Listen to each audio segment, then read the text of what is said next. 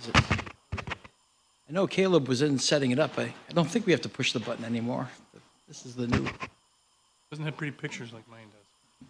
it's, Here. it's green, so I assume that means, Let's see here. Let's see. oh, you can grab another one, maybe. Yeah, I'm going to use Steve's. I'm being stubborn. I don't know what We I'm doing. don't like technology that's not working. You know, used to know how to press the button back there. Okay. So we'll share. Okay. Good morning, everyone. I'm going to go ahead and call the meeting to order. It's been a while since the JSCB has met, so nice to see you all. Want to acknowledge one new face. Derek Carr is now on the board, so welcome, Derek. Thank you. Glad to have you. Also want to acknowledge Pamela Oden, representing Superintendent Davis. Welcome. And obviously we have Steve Swift here. Steve, good to have you back. And then as for the other board members, Charles Maryhugh, Karen Cordano, and Helen Hudson, they're all excused. So we have a quorum. And with that, we will move to the first item on the agenda, which is the acceptance of our November 13th, 2023 meeting minutes. So that was the last time we met, huh? That is correct. Wow, it's been a while. Okay, so I'll entertain a motion. So moved.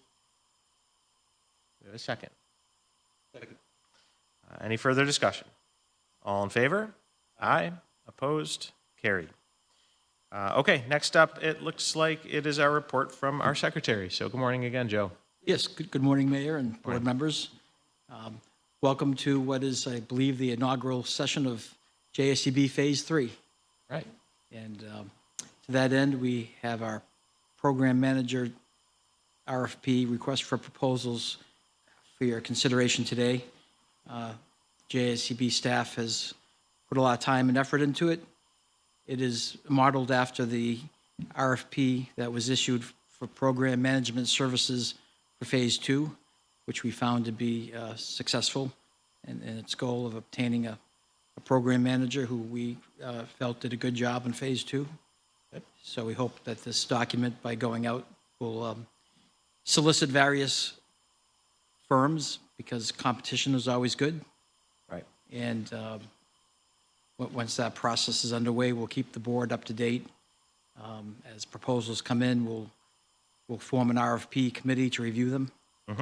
And then the board, in its discretion, can decide if they want to interview candidates and bring that process to a conclusion. It's the first of several requests for proposal. We hope next month to have a request for a proposal for the independent compliance manager, Okay. which would oversee the diversity aspect of the program, Right.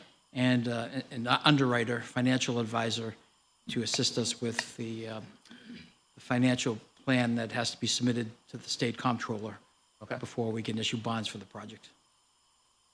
Right. Right. Okay. So those are forthcoming, but Those not are today. forthcoming. Okay. We're shooting for August for at least one of those. And the other item on the agenda today is just a holdover from Phase 2. It's a small legal bill from, it's an ongoing dispute. It's kind of quiet at the moment. Okay. Both sides are kind of in a standoff, and nothing is happening, so we will report back when there's further movement on that. That's a dispute with one of our previous contractors. Yes, and Okay. I'm pleased to say, coming out of Phase 2, which was, of course, a $300 million project, and Yeah. a lot of contractors, that was the only contract that we were not able to completely close out. So that, Yeah, not that bad. was a good result. Right. And will that have any effect on, I mean, we're obviously a ways from contracting for specific projects, but will that have an impact on that particular contractor's ability to bid on future projects? Not in my opinion, Okay. because it wasn't really quality of work. I think it was more of a dispute over how the work was implemented and billed back to Okay. us. All right, just curious. Okay. So with that, that completes my report. Okay, And we great. have two resolutions. Yeah, you want to just, let's get right into the resolutions. Yes, so resolution number 1 of 2024 would make the payment I mentioned for legal services relative to Phase 2. Okay, do we have a motion? Any seconds? Any further discussion? All in favor? Aye. Opposed? Carried.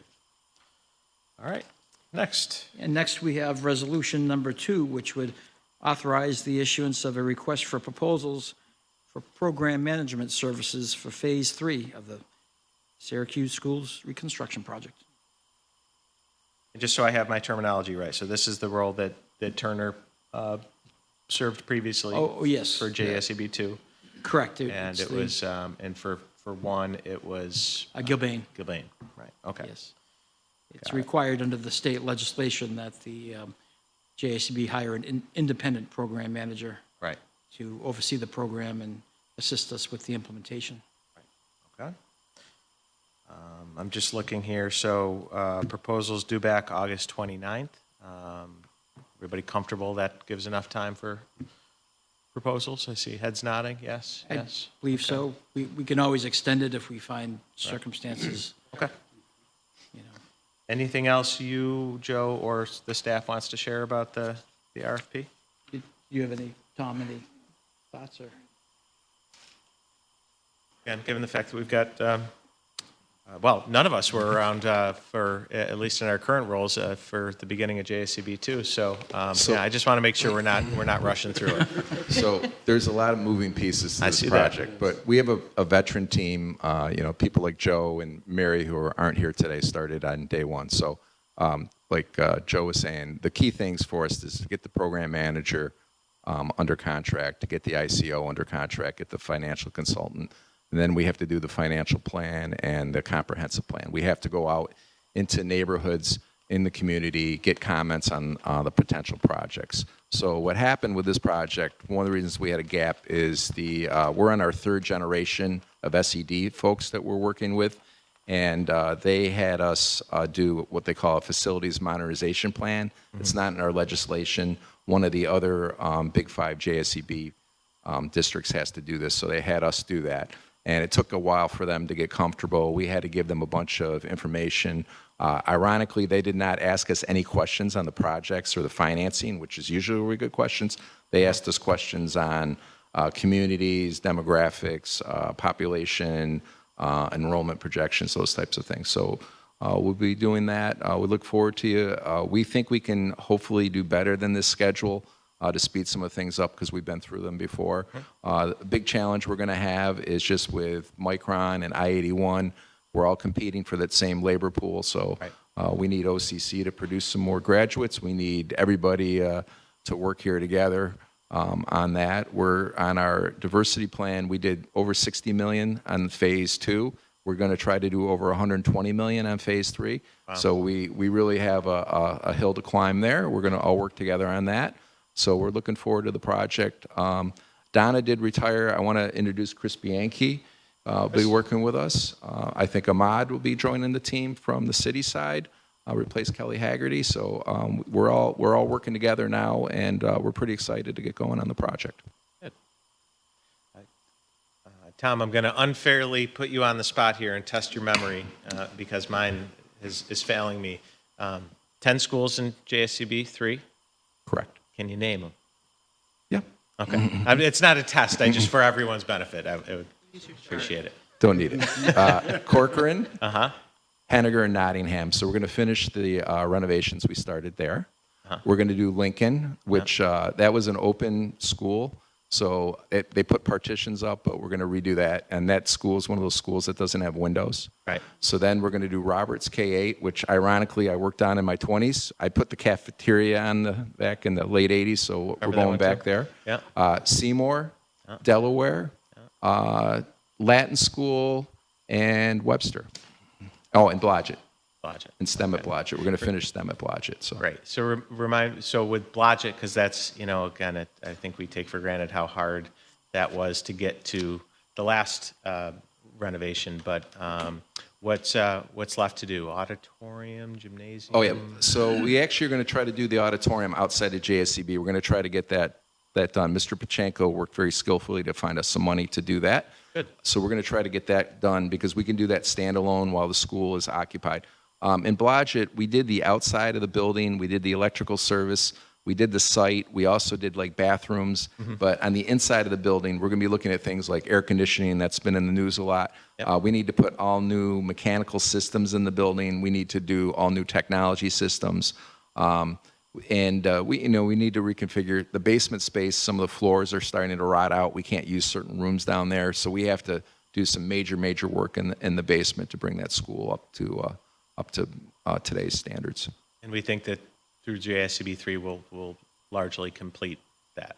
Yeah, that'll be our third project there. Yeah, we're going to get that one done, and we'll be in good shape. Decisions that we're going to have to make sometimes are, do we put an addition on the building or do we do air conditioning? And some of that gets done here, some of that gets done with the school board, but and the community is going to have input too. We have to take all that into account as we do these projects. Right. Good. With global warming and apparently winter disappearing, is air conditioning going to be a focus of all of these renovations? It always has been. So we've always looked at air conditioning buildings. In JSCB Phase 2, when we went to the state, we knew we didn't have enough money to do a lot of the projects. In Phase 1, we had a big chunk of Excel money, which was multiple millions that we could reallocate. So when we renovated H.W. Smith, we air conditioned the whole building. Other buildings had air conditioning. So in Phase 2, we were really forced to do the projects with the money we had. And we asked the state, can we get 2 MCAs, 2 pots of money? And we were told, no, you can't do that. And then Rochester did get it. So with our Phase 3 legislation, we have 2 MCAs, so we have a bigger pot of money in the schools. Now, we are going to have some challenges still financially. We always do. Webster and Latin School, we know we're going to have some challenges there, but we'll work with you folks and with the school district as we go forward to do that. But yeah, we look at air conditioning all the buildings anyways. We're running summer school, I think, in 20 buildings this year. So we have a high need for it, and we may be mandated by the state to basically have air conditioning, or we have to basically shut school down. Yeah, well, we don't have snow days anymore, so now we have hot days. The heck? Yeah. Okay. Appreciate those Thank you. updates. Tom. Thank you. All right. So, did you introduce the resolution, Joe? I did. I mentioned resolution number 2 is Great. for the RFP is ready to go if the board is Okay. comfortable. All right. So, yeah, I'll entertain a motion. So moved. Any seconds? Any further discussion? All in favor? Aye. Aye. Opposed? Carried. Okay. Any other business to come before the board? Without any, I'll entertain a motion to adjourn. Why not? So moved. Moved. All in favor? Aye. Opposed? Meeting is adjourned. Thanks, everybody. Excellent. We made it. Thank you. Just, yeah.